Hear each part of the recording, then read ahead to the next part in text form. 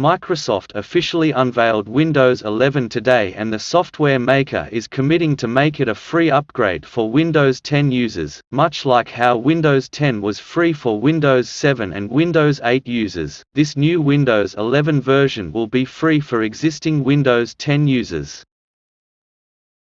All you'll need is a PC that meets the minimum hardware requirements for Windows 11, which is now a 64-bit CPU, 4 GB of RAM, and 64 GB of storage.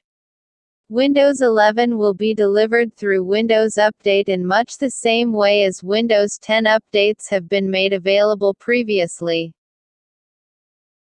Windows 11 will include a new UI, with a Start menu overhaul, performance improvements, and updates to improve multitasking.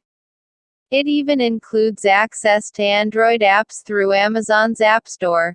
We weren't expecting Microsoft to charge people to update to Windows 11, particularly as the company makes most of its Windows revenue through commercial and OEM licenses. Still, it's good news for consumers with Windows 10 devices that the next version of Windows 11 will be available free of charge.